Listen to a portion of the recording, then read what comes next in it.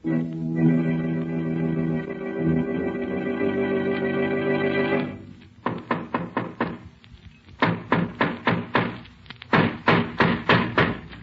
the matter? What is it? Another case for Nick Carter, master detective.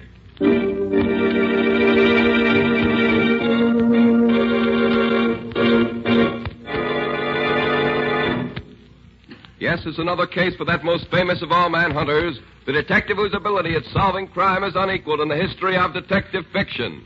Nick Carter, Master Detective. Tonight's curious adventure... Death in the Pines. For Nick Carter and the mystery of the murdered driver.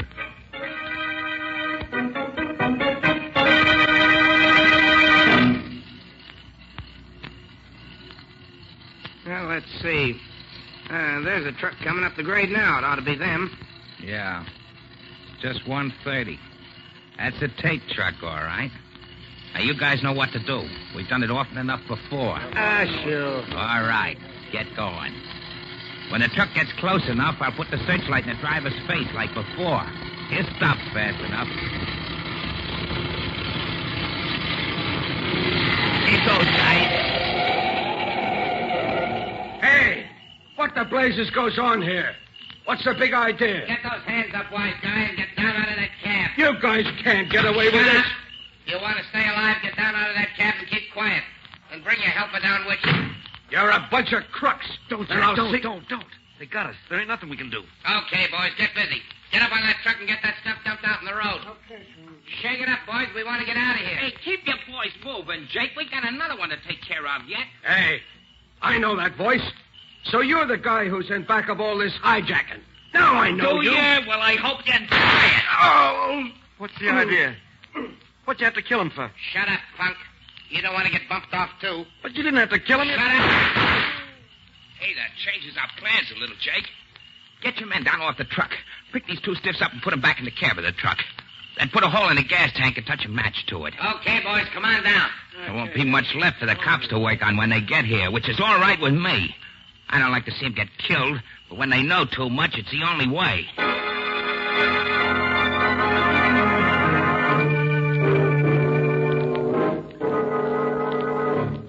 I see, Coroner. Yes, thanks very much. Yes, thanks. So long. Might as well let me know the worst, Mr. Carter. After what I've been through, a little more or less doesn't matter. Mr. Tate, I'm sorry to have to tell you this, but your driver wasn't burned to death. He was shot. Murdered before the truck was set on fire. Yeah, I was afraid of that. Regan was my oldest and best driver. Been with me for 10 years. You're having trouble with racketeers? Yes, have been for the past year. How do they work? Well, I operate about 40 trucks, hauling vegetables and green stuff from South Jersey to the New York markets. It has to be done at night, so we get to New York market before morning. About a year ago, somebody called me on the phone and said he represented a protective agency. And he'd like to sell me protection at $25 a truck. $25 a truck? Well, that's pretty steep, isn't it? It's exorbitant. I told him I wouldn't pay it. So what happened? 2 days later, one of my trucks was stopped and the drivers were beaten. The produce was dumped and destroyed. The next day, the guy called again. I told him I wouldn't pay. Did you try getting protection from the state troopers? Sure I did. And they did what they could. Whenever a trooper followed one of the trucks, or when one of their men rode on the truck as a helper, these trucks were never bothered. But the other trucks, it was the same old story. I see. Well, how do you account for the fact that the trucks with the troopers on them were never touched? I don't know.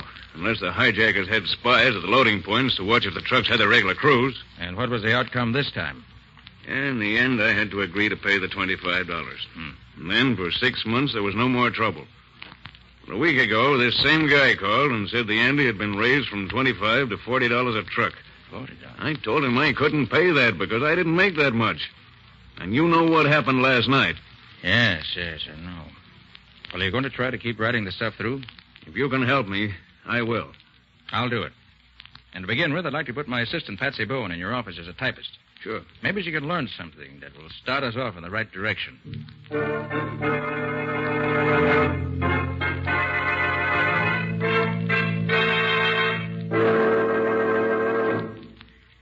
Well, Patsy, did you have a nice eventful day in Tate's office? I learned a few things, Nick, if that's what you mean. Good. Let's have them. Mr. Tate makes up the daily schedule of operations based on the orders he receives. Then he turns the completed schedule over to Al Leparo, who's the fleet foreman. Mhm. Only Mr. Tate, Leparo, and Dave Morgan, who's Tate's assistant, know what the orders are, as far as I can find out. I see. Any suspicions? Not yet. Leparo's been with Tate 9 years and Morgan for about 4 years. When the trouble started about a year ago, both of them rode the trucks. Morgan was one of the drivers who got beaten up, got knocked out cold before he could see anything. Doesn't leave us much in the way of anything to go on, does it? Sorry, Nick, but that's all I could get today. I don't feel bad, Patsy. You did what you could. And what's the next step? I want to talk to the state trooper who found the truck in which Regan was killed. He may be able to tell me something that's been overlooked.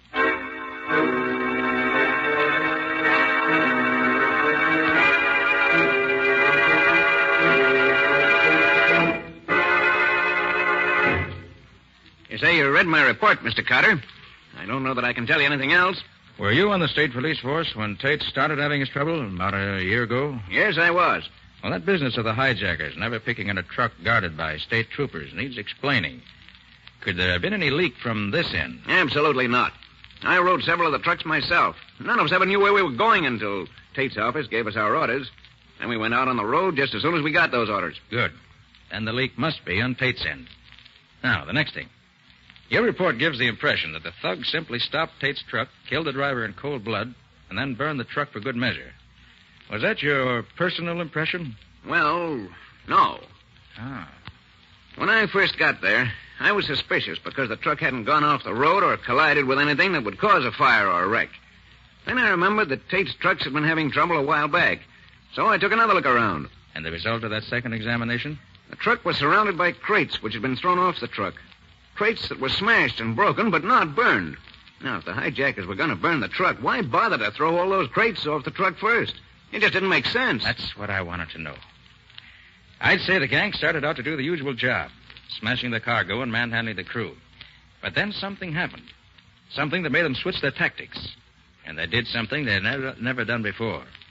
They killed the driver. Yeah, that explanation would fit the facts as I saw them. But what do you suppose caused the change in plan? Well, I could make a guess, maybe. Tate told me that Regan was his oldest driver.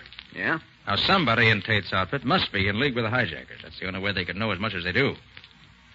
I believe that Regan recognized one of Tate's men in the hijack gang. Sure. And that fits right in with the idea that somebody in Tate's outfit was crossing him. Yes, Mr. Carter, I believe you've hit something.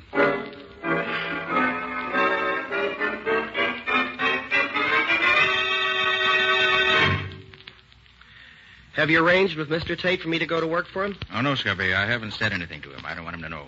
Well, then how do you know I can get the job? Tate's lost so many men since Regan was killed a couple of nights ago that he'll be glad to hire anybody. Patsy will fix you up with the necessary papers, licenses, references, and so forth. Wear your old clothes and don't wash your neck, and you'll have no trouble getting hired. And what do you want me to look for especially, Nick? Well, according to what Patsy says, the leak either goes through Tate, which hardly seems likely, through Leparo or Morgan, or through somebody else we haven't found out about yet. So get a line on things in general, on anyone who may look suspicious. Oh, and if you're riding a truck that gets held up, don't try to shoot it out, Scubby. Just let things ride. We'll see about that when the time comes. It's a 40-1 shot against her getting stopped, but just the same, watch your step. These men, whoever they are, have 2 murders on their head, and they won't balk at a couple more.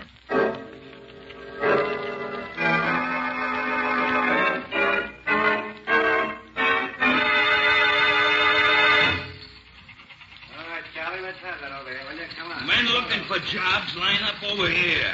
New men over here. Hey, buddy, who's the guy over there at the desk? Oh, that's Al Leparo, the fleet foreman. Oh, that's the guy. Looks like a toughache. Don't worry, fella. He ain't turning nobody down these days. This outfit's got the finger on it. They had 40 men walk out on him yesterday.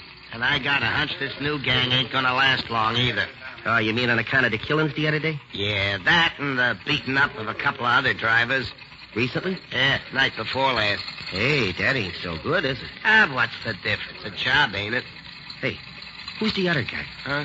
Oh, that's Dave Morgan, old man Tate's assistant. All right. Report to the garage at once. Next? Mike Clausen's the name, Mr. Leparo. Here are me papers. Mm-hmm. You worked here before, ain't you? Sure. I drove for you Yeah, never mind that. You ain't working here no more. Right, Morgan? Right, Leparo. Nothing doing on that guy. Oh, but what's the matter? I got a good record. I ain't never had no trouble. Maybe not, but you ain't wanted here. Get out. Next. Ah, the big bum. Who's next? Oh, me. The name's Wilson. Where's your papers? Oh, yeah. Here. Mm-hmm. Wilson, huh? Yeah. Okay, you're hired. Report to Matt Steiger on truck number 11. You start as helper at $23 a week. Satisfied? Sure, boss. Okay by me. Tell Steiger he picks up his load tonight at Freeman's Farm down South Jersey. He knows where it is. Get going. Right. Thanks.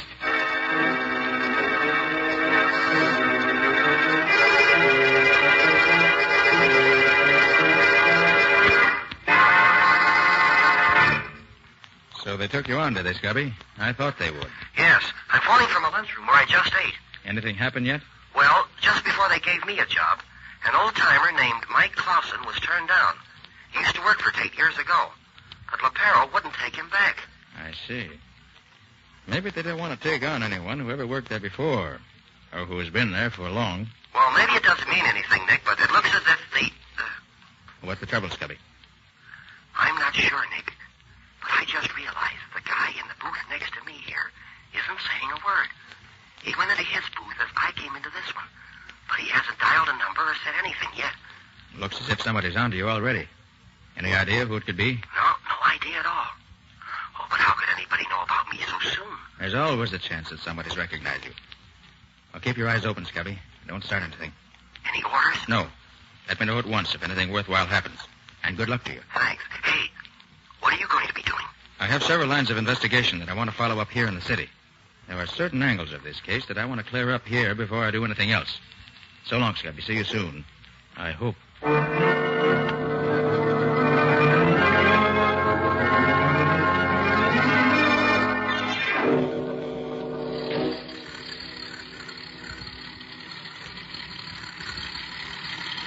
Gosh, Matt, driving one of these trucks is no sense, is it? How do you mean, kid?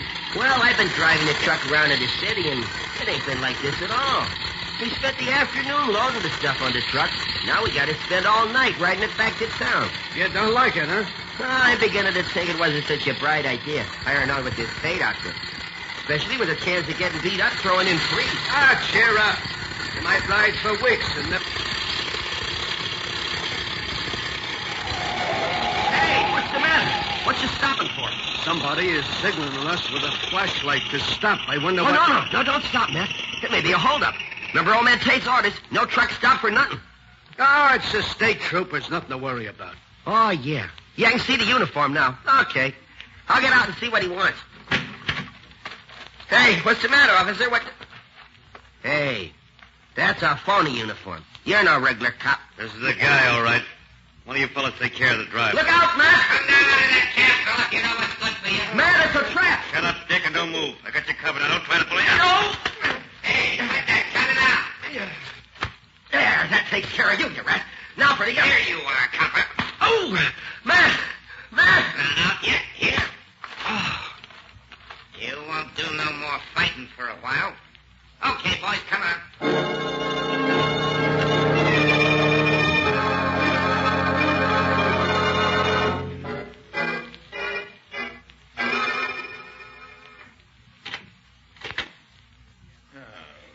Gosh, I'm tired, Patsy. I've done more of my own leg work today than I've done in years. I almost wish I'd kept Scubby here to do the walking around. And gone out on the truck myself. Did you find out anything, Nick? Yes, Patsy, I think so. But I can't be sure for a little while yet. Not until I get some more answers to some of the thousands of questions I've asked today. There have been several messages for you. I think this is probably the only one that's really important. Here. Oh, thanks. I thought so. He's trying to borrow money. At least all that much of it. Makes me positive I'm on the right track. Any report from the state troopers, Patsy? Yes, they think they've located the place. They're going to call you later this evening when they get the details. Good. That'll give me time to join them before they make the raid. I don't want to miss being in at the kill.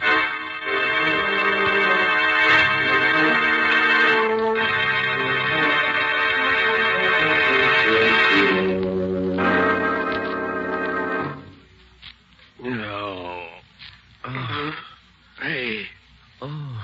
You awake, Wilson? Yeah. Oh, who are you? That's Tiger, your driver. Oh, yeah, I remember now. They stopped us. I tried to fight, and they knocked me out. How about you? Yeah, they conked me, too. Yeah? I wonder why they didn't shoot us and be done with it. Yeah, I wonder. Hey, where are we now? Any idea? No, but I seem to remember taking a long ride last night after we left the truck. I wonder what time it is. I don't know. It's still dark, though. Yeah. Hey, Wilson, I've been wondering. I heard one of them thugs call you Dick and Copper when they were scrapping with you. Are you a copper? Well, kind of one, yeah. Just trying to get a line on what's going on in this Tate outfit. Yeah? But how in heck did that guy know it was me? Did Tate know what you are? No. Nobody knew about me working for Tate but me and my boss. Hey, wait a minute. What? Right after I got the job, I phoned my boss, and somebody in the next phone booth overheard what I told him. Boy, they trapped me neat as you please. They probably was afraid of you. Looks like it. Well, the first thing to do is to get out of here. Well, I've been working at the ropes that they got my hands tied together with, and I can't budge them at all. They're too tight for me. Well, I think maybe I can get mine loose if I have time. I think my boss taught me several tricks to get out of ropes like this. Yeah? Guess you'll have to get us out of this one, then. I can't. Hold it, Matt. Yeah, somebody's coming. Time we got that red-headed punk waked up. Boss is due any minute now. With pleasure. Come on, you. Leave me assist you to a chair. Sorry you can't walk by yourself tied up like that, but that wouldn't be etiquette. Come on. Cut the comedy. Wake up, you. Come on, copper. Get them eyes open. Ooh, hey. Hey, what's the matter? Hey, what you trying to do? There you are, Mike. You want me to soften him up for you? Let's see if he talks first. Maybe he'll talk without any persuading. Well, okay, but I hope he needs some waking over. I enjoy that. All right, punk. You gonna talk? Talk about what? There's no use stalling. We know you're Nick Carter's man. Well, if you know that, what you want me to say? We know you called Carter yesterday before you left New York. What'd you say to him? What'd you tell him? Hey, I know you. Huh? You're the guy who wore the phony state trooper's uniform when you held us up last night. Yeah? Well, knowing that ain't gonna help you none. Come on, spill it. How much do you know? Okay, he ain't gonna talk, Mike. It's gotta be a real job. I gotta go to work on him. Yeah, I guess you're right, Jake. Oh. Go ahead, make it good. Sure. Oh, let me take my coat off first so I don't feel cramped. Let me have it. I'll put it on the back of the chair. Thanks, Mike. Oh, you better put my gun in the pocket of my coat so it won't get in my way when I really get going. Okay. Now, let's see some action. All right, you red-headed stool pigeon. Now spill it. Spill it all around. What the? Come on, Jake. There's trouble out there. Well, that's a funny one. Matt, do you see what I see? What do you mean? Jake left his coat hanging on the back of that chair there. There's a gun in the pocket of that coat. Oh, boy, what a break if we can only get loose. Just a minute. My hands are almost free. Good. Wait a minute. There. Now, get the feet loose. There. Yeah, that does it. Now the gun. Now let him come back. Hey, what's... Drop that gun. You're covered. Oh, yeah? Well, this'll show. Yeah. Oh, you would you? Here. Oh, you killed me. You killed me. You got him, Wilson. Get me loose and I'll give you a hand. They'll be back in here. Right. The gun is empty. Gee, we're in a spot. He killed the boss. Come on. Uh-oh. Yeah, the boss is dead. I'm getting out of here. Yeah, let's Wait a get minute. going. Listen, Miss Rose, listen. They're leaving. Yeah. Wait a minute. There you are, Matt. Oh, gee. Thanks, Wilson. Gosh, am I glad to get out of them ropes. Hey, Matt, this is the screwiest thing I ever heard of. Yeah. Why do you suppose they beat it off like that? You got me. But come on, let's get out of this place. They might come back as fast as they went out. Yeah. Okay, give me a chair. I'll break this door down for you. Okay.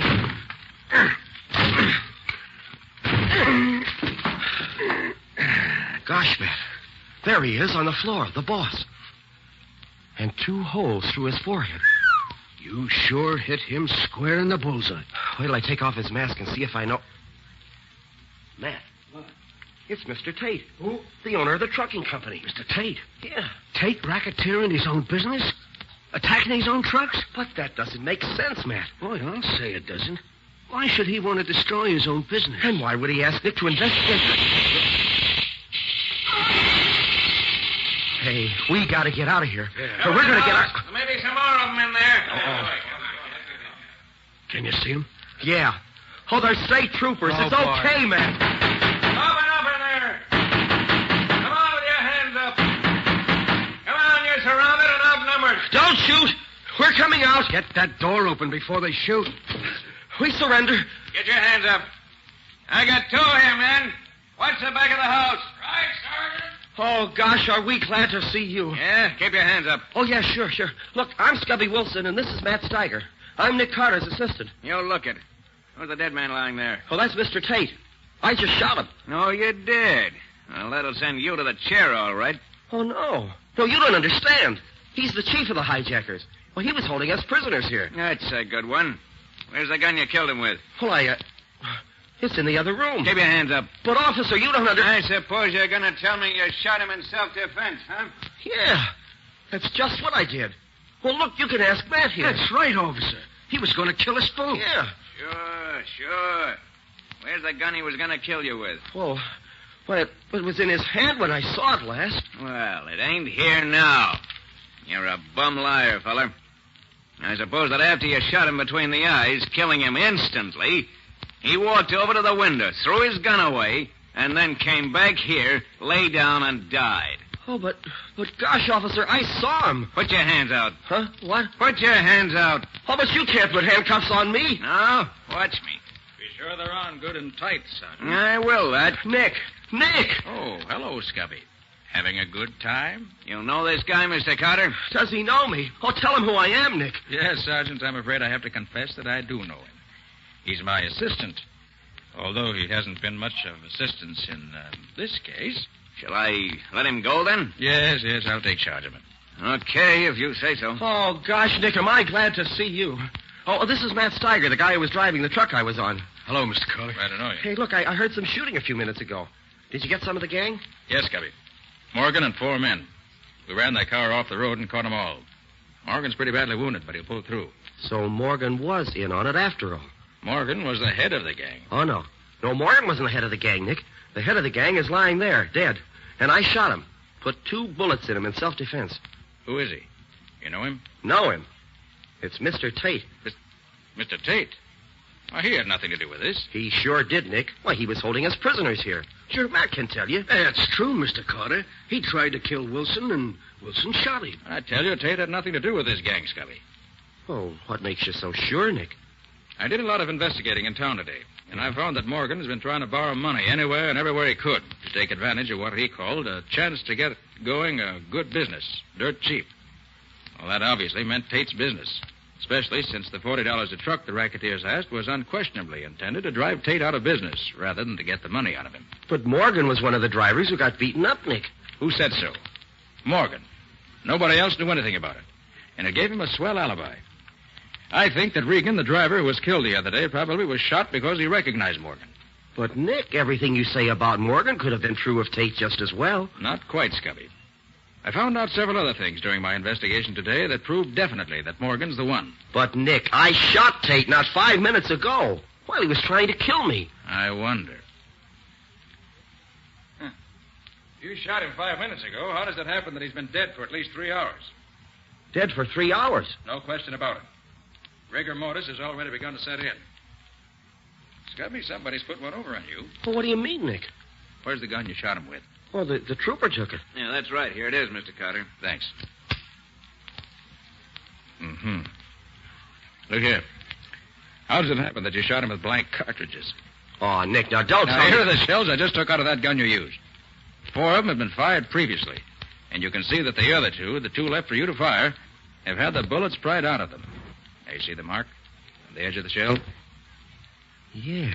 So you couldn't have shot him. But, Mr. Carter, I saw Wilson plug him. I saw him falling dead as the door closed behind him. There's no question about it. There's no question but what you thought you saw that.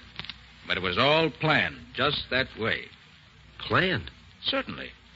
How come you were able to get out of the ropes you were tied up with so fast? How come there was nobody in the room when you got hold of the gun? Why do you suppose that gun was left where you could get your hands on it? That is what happened, isn't it? Yes, Nick. As right as if you'd been here to see it. It couldn't have been any other way. Tate probably had a hunch Morgan was guilty and trailed him here. Morgan caught him, shot him with his gun. Then he wiped his prints off it, and he planted it where you could get at it.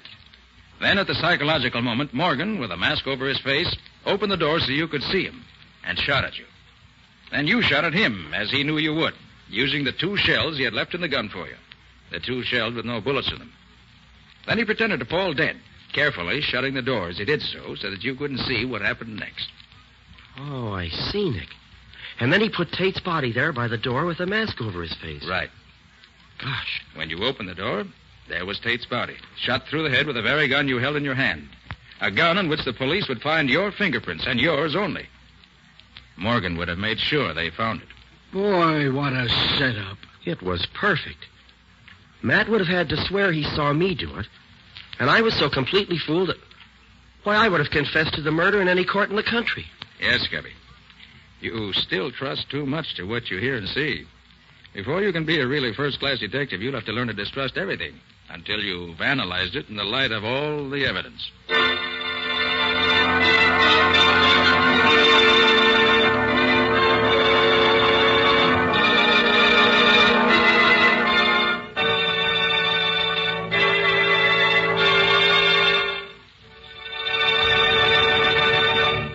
This has been another of the strange adventures of Nick Carter, Master Detective, which are brought to you regularly at this time by WOR Mutual. Well, Nick, what about next week's story? Can you give us a hint? Next week, my story concerns a murderer who killed his victims according to the sign of the zodiac under which they were born. A very unpleasant and dangerous man, I might add. Yes, definitely. Patsy and I got so close on his trail that he tried 2 different times to get rid of us. But in his attempts to be very clever, he made a bad mistake, and Nick caught him. And caught the murderer, too, I imagine. Quite right. After a chase. I call the story The Horoscope Murders. So long. See you next week. So long. So long to you, Nick and Patsy. In the strange adventure you have just heard, Nick Carter was impersonated by Lon Clark, Patsy by Helen Choate, Scubby by John Kane. Original music was played by Lou White. The entire production was written and directed by Jock McGregor.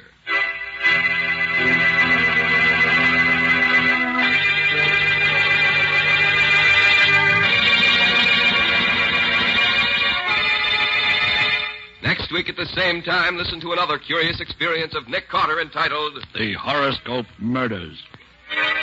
Or Nick Carter and the Mystery of the Avenging Astrologer.